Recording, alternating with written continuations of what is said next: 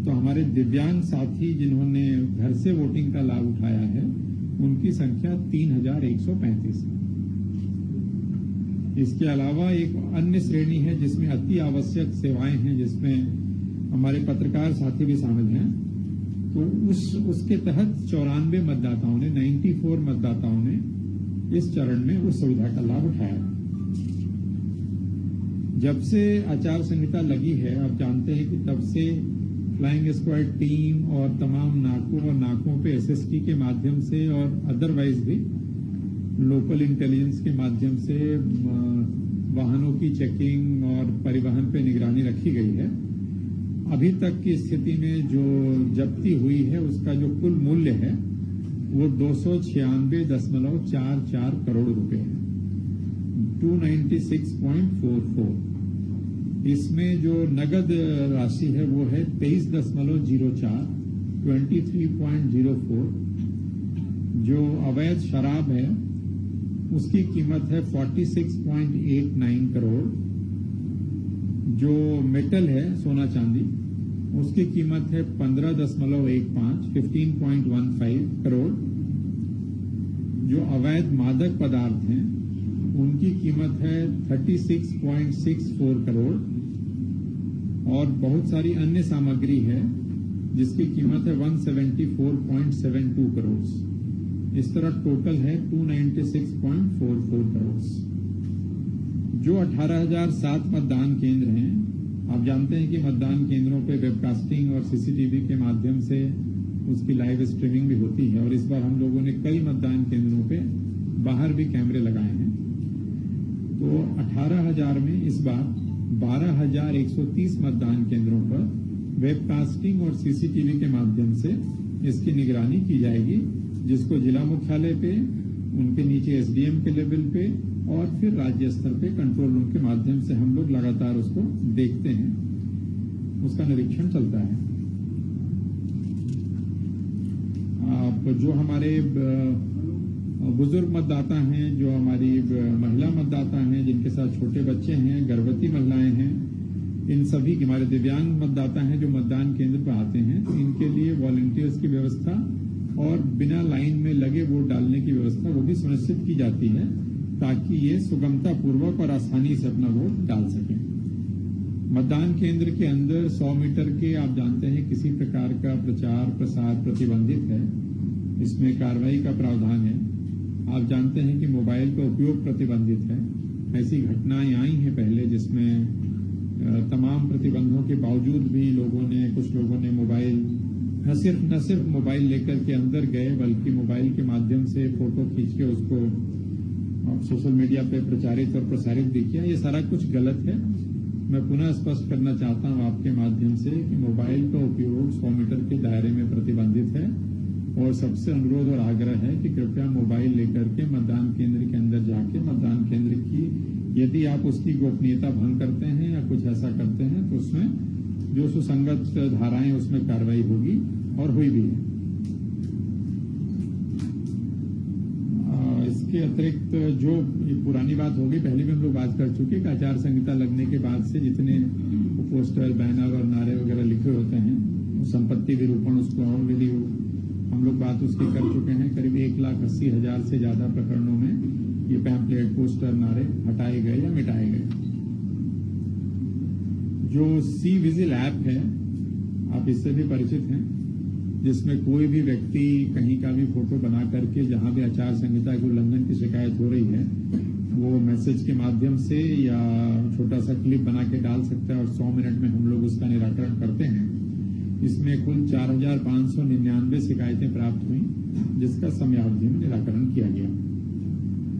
एक चीज और आपको बताना चाहेंगे कि आपको ये भी जानकारी है कि आखिरी फेज है, 4 जून को हमारी काउंटिंग होगी सभी जिला मुख्यालयों पे।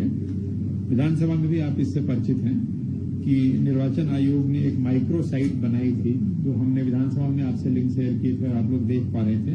पुनः रिपीट कर रहा हूं, अभी समय है, हम फिर बाद में बता देंगे।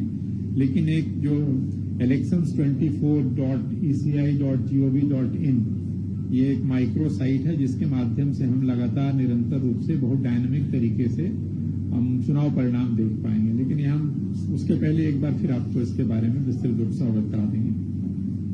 ये भी आपके माध्यम से हम मतदाताओं से और आप सभी के माध्यम से आपसे भी समय समय हमने आग्रह किया और बताया भी है कि सिर्फ मतदाता पर्ची के आधार पर वोटिंग नहीं हो सकती। ये भी बीच में कई बार ये स्थिति आती है कि व्यक्ति सिर्फ वोटिंग पर्ची लेके चला जाता है। वोटिंग पर्ची के साथ साथ पहचान, कोई न कोई एक पहचान पत्र का होना अनिवार्य है। तमाम पोस्टर्स और अखबारों में विज्ञापन के माध्यम से इस बात का हम लोगों ने प्रचार प्रसार किया है। आज फिर आपके माध्यम से अनुरोध कर रहे हैं कि सिर्फ वोटिंग पर्ची से वोट डालना नहीं, अलाउड नहीं है। एक पहचान पत्र होना चाहिए और वो पहचान पत्र जरूरी नहीं है कि वोटर आईडी कार्ड ही हो। यदि वोटर आईडी कार्ड किसी के पास नहीं है तो 12 प्रकार के अन्य दस्तावेज हैं, जिसमें आपका आधार कार्ड है, आपका पैन कार्ड है, ड्राइविंग लाइसेंस है, पासपोर्ट है, पासबुक है, पेंशन के दस्तावेज हैं। जिस किसी कागज पे सरकारी दस्तावेज जिस पे फोटो लगा है, कोई भी एक दस्तावेज के माध्यम से आप वोट कर सकते हैं। लेकिन सिर्फ और सिर्फ पहचान पर्ची, जो पर्ची मिलती है वोटर स्लिप, उसके लिए वो पर्याप्त नहीं है। क्षेत्रफल के आधार पर यदि देखते हैं तो इस चुनाव में, इस 4th फेज में, जो सबसे बड़ा हमारा लोकसभा क्षेत्र है वो खंडवा है और जो सबसे छोटा लोकसभा क्षेत्र है वो इंदौर है। यदि हम वोटर की संख्या के मान से देखते हैं तो सबसे बड़ा लोकसभा क्षेत्र वोटर की संख्या के मान से इंदौर है, जहां पे 25,26,803 वोटर हैं। 25,26,803 वोटर हैं इंदौर में। और सबसे छोटा लोकसभा क्षेत्र हमारा उज्जैन है, जहां पे 17,98,704 वोटर्स हैं। यदि हम वोटर टर्नआउट देखते हैं तो 2019 में, जैसा आप जानते हैं कि हमारा जो वोटिंग परसेंटेज था वो 71.16 था। इस बार देखते हैं कि हमारा वोटिंग परसेंटेज क्या होता है। 71.16। एक चीज और आपको बतानी थी, अब चूंकि चारों फेज की होम वोटिंग समाप्त हो गई है, घर से मतदान करने की जो सुविधा है वो समाप्त हो गई है, तो ऐसे लोग जिन्होंने पोस्टल बैलेट के माध्यम से घर से मतदान किया इन 4 चरणों में, उनका टोटल है 49,400, 49,400। इसमें 85 प्लस के लोग जिन्होंने घर से वोट दिया, उनकी संख्या है 35,211, 35,211। हमारे दिव्यांग साथी जिन्होंने घर से वोट दिया, उनकी संख्या है 12,816, 12,816। और जो अति आवश्यक सेवाएं जो थी, उनमें जिन लोगों ने घर से वोट देने की सुविधा का लाभ उठाया, उनकी संख्या है 1373। इस तरह कुल 49,400 लोगों ने घर से मतदान करने की सुविधा का लाभ उठाया। अब जो वोटर टर्नआउट की बात है, आपको दोबारा हम फिर से रिपीट कर देते हैं इस अवसर का लाभ लेते हुए कि फर्स्ट फेज में जो हमारी वोटिंग थी, कई बार ये भी होता है कि साहब वोटिंग के आंकड़े बदले जा रहे हैं, ऐसा वैसा, तो हमने पिछली बार भी कहा था कि सही नहीं है, वही चीज फिर दोहरा रहा हूं। फर्स्ट फेज की जो हमारा वोटिंग परसेंटेज था वो 67.75 था। सेकेंड फेज का जो हमारा वोटिंग परसेंटेज है वो 58.59 है। और थर्ड फेज का जो वोटिंग परसेंटेज है वो 66.75 है। 66.75। तीनों फेज का अगर हम मिला देते हैं तो औसत जो निकल के आ रहा है अभी तक का, वो आ रहा है 64.76। अगर हम इसकी 2019 के 3 फेज से औसत की तुलना करते हैं तो 2019 में इन 3 फेजों का औसत था 69.74। मतलब हम 2019 की तुलना में हमारा औसत अभी 5% पीछे चल रहा है। और इंदौर वाले में देखते हैं कि हमारी क्या स्थिति। इंदौर इंजन जो 8 जो है संसदीय क्षेत्र, उसमें क्या हमारी स्थिति बनती है। इन 8 संसदीय क्षेत्रों का यदि हम 2019 के फिगर में आपको पढ़ के सुनाता हूं। देवास में जो वोटिंग हुई थी 19 में, सबसे ज्यादा अच्छी वोटिंग हुई थी, 79.48, उज्जैन में हुई थी 75.35, मंदसौर में हुई थी 77.82, रतलाम में हुई थी 75.51, धार में हुई थी 75.22, इंदौर जहां सबसे कम हुई थी 69.24, और इस बार भी इंदौर चुनौती है 69.24, खरगोन में हुई थी 77.71 और खंडवा में हुई थी 76.84। मतलब ये जो मालवा का ये जो इलाका है, इंदौर संभाग और उज्जैन संभाग, इसमें सभी जगह अच्छी वोटिंग हुई थी। थोड़ा सा इंदौर कम था, बाकी सभी जगह 75 प्लस की वोटिंग हुई थी।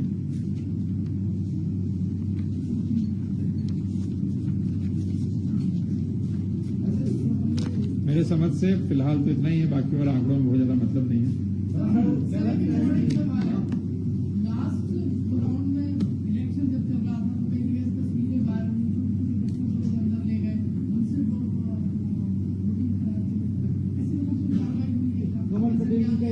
कमल पटेल जी का भी एक वीडियो एक फोटो दिख रहा है।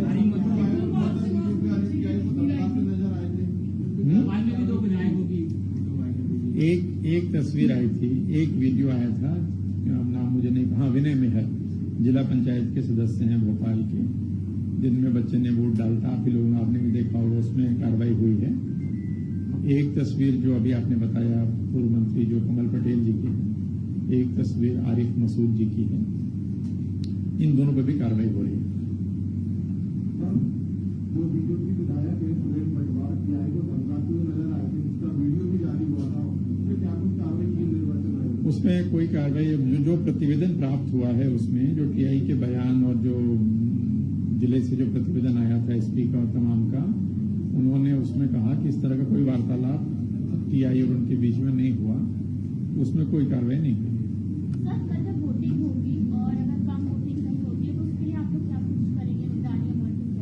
नहीं, कल अगर कम वोटिंग होती है तो मतलब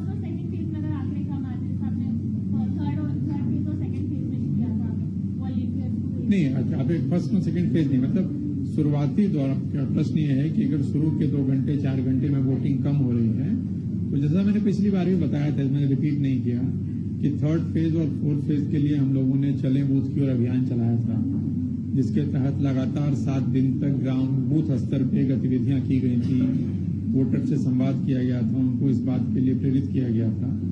3rd फेज हमारा ठीक रहा। 3rd फेज में पिछली बार से थोड़ा सा हम ज्यादा रहे, पहले 2 फेज में हम कम रहे थे, तो वही गतिविधि 4th फेज में भी की गई है। उम्मीद है कि 4th फेज में भी उसके सकारात्मक परिणाम आएंगे।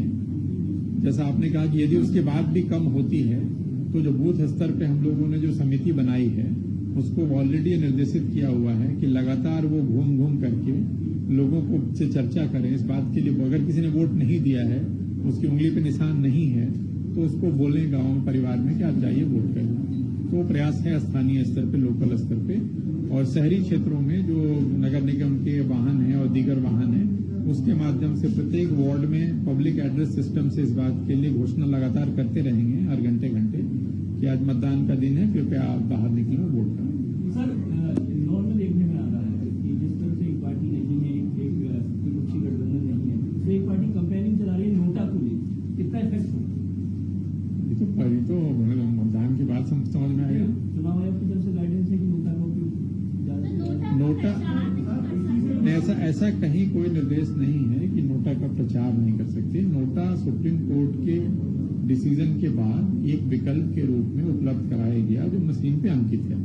कितने लोग नोटा वोट करेंगे या कितना इसका असर होगा वो तो उसके बाद ही, गणना के बाद ही समझ में आएगा, काउंटिंग के बाद। इसी से जुड़ा कि कोई पार्टी अगर इस पर प्रचार करेगी नोटा, तो कोई ऐसा कार्रवाई का प्रावधान है? नहीं, ऐसा वर्तमान निर्देशों में कोई प्रावधान नहीं है। नहीं, मैं किसी स्थान विशेष के लिए कोई अपील नहीं कर रहा हूँ। आपके ये जैसे ही कह रहा हूँ, मैं आपके माध्यम से पहले भी और हमेशा से यही आग्रह करूंगा और पुनः कर रहा हूँ, कल जहां मतदान होना है, जिन 8 संसदीय क्षेत्रों में, अपने सभी मतदाता साथियों से कि एक जो महत्वपूर्ण अधिकार है हमारे पास लोकतंत्र में वोट डालने का, इसका उपयोग जरूर करें और आप अपने मतदान केंद्र पे जाइए और वोट करिए। सर एक बात आई है, लगातार 20% कम हो रहे हैं। भोपाल में कई सारे कार्यक्रम चलाए गए, 20% कम हुआ। इंदौर भी इस बार चयन करेगा सर, उसके लिए क्या करेगा? मैंने बताया हमने जो किया या जो कर रहे हैं अभी हमने बताया उसको। अब देखते हैं परसेंटेज क्या बनता है। सर जब थर्ड फेज की एक सेकंड।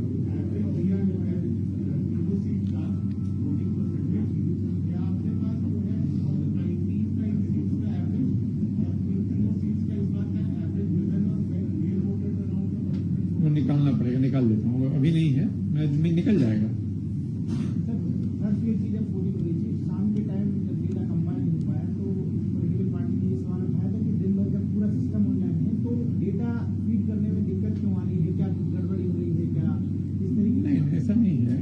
हमारे लेवल पे तो हम तो लगातार डेटा आपको हर 2 घंटे तो 3 बार प्रेस को आपको बताते रहते हैं। आपको ये भी समझना पड़ता है कई बार कि जो मतदान दल, जो पोलिंग पार्टी रात के 10 से 11 बजे लौटती है, उसके बाद वो मतदान केंद्रवार अपना वो आंकड़ा, जो आप आंकड़ा एक बार फीड करते हैं वो फाइनल हो जाता है, तो इसलिए थोड़ा समय लगता है। और थर्ड फेज में आपको ये भी पता है कि 4 जगह हमारा रिपोल भी हुआ था, जो बैतूल की घटना हुई थी। तो हम थर्ड फेज तो हम फाइनल डेटा आपको दे पा रहे हैं रिपोल के बाद। अगर आपने ध्यान से देखा होगा तो हमने जो आपको आंकड़े दिए थे शायद 66.74 दिया था। ये बैतूल में जो 72 या 73% के आसपास जब पोल हुआ इन 4 मतदान केंद्रों में, उसको शामिल करके जब फिफ्थ निकाला गया टोटल तो 0.01% बढ़ा। तो रिपोल के बाद ही हम उसको फाइनल कर पाए।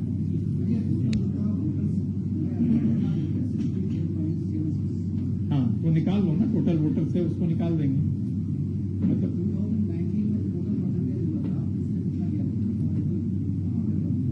वो निकालना पड़ेगा, क्योंकि 19 में आपके मतदाताओं की संख्या भी कम रही होगी। अभी जैसे आपके 5 करोड़ 65 लाख हैं, तो 19 में वोटर भी उसके 20-30 लाख कम रहे होंगे। तो ये आबादी बढ़ी है तो नए लोग जुड़े हैं। नहीं, क्यों नहीं पड़ेगा? सी एब्सोल्यूट नंबर में आप भले बराबर हो गए या ज्यादा भी हो सकते हैं। 2019 से 2024 में जिन लोगों ने वोट डाला उनकी संख्या हो सकता है कि 2019 के बराबर हो या 19 से थोड़ी ज्यादा ही हो, लेकिन प्रतिशत तो कम हुआ ना आपका। 19 में जो 100 लोग,